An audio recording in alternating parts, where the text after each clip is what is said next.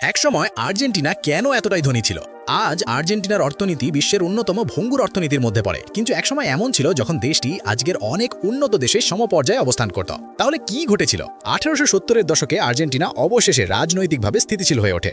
নানা কারণে সে সময় প্রতিবেশী দেশগুলো তেমন কোনো বড় হুমকি সৃষ্টি হতে পারেনি। আর্জেন্টিনার বিস্তীর্ণ পাম্পাস অঞ্চল কৃষিকাজ এবং পশুপালনের জন্য আদর্শ ছিল। পাশাপাশি দেশের অভ্যন্তরভাগে বুয়েনোস আইরেসের বিশাল বন্দরের সঙ্গে যুক্ত করেছিল একাধিক নদী। এর ফলে ভেড়া এবং গবাদি পশু পালন, পাশাপাশি ভুট্টা এবং গম চাষ ব্যাপকভাবে বৃদ্ধি পায়, যা রপ্তানি বাড়াতে সাহায্য করে। তবে অর্থনীতিতে সবচেয়ে বড় পরিবর্তন আসে মাংস সংরক্ষণের জন্য প্রথম রেফ্রিজারেটেড জাহাজ আবিষ্কারের মাধ্যমে। এর ফলে দীর্ঘ সময় ধরে মাংস সংরক্ষণ সম্ভব হয়। এর ফলে আর্জেন্টিনা ও অস্ট্রেলিয়া দ্রুত সে সময়ে শীর্ষ কুরুর মাংস রপ্তানিকারক দেশে পরিণত হয়। অর্থনৈতিক প্রবৃদ্ধি এবং রাজনৈতিক স্থিতিশীলতার কারণে বিদেশিরা দেশটির অবকাঠামোতে বিনিয়োগ করে এবং বহু ইউরোপীয় সেখানে অভিবাসন করে, যার ফলে জনসংখ্যা দ্রুত বৃদ্ধি পায়। তবে 1930-এর দশক থেকে নানা জটিল কারণে আর্জেন্টিনা অর্থনৈতিক অবনতি দেখতে শুরু করে এবং আজ পর্যন্ত দেশটি তার আগের সেই সমৃদ্ধ অবস্থান ফিরে পায়নি।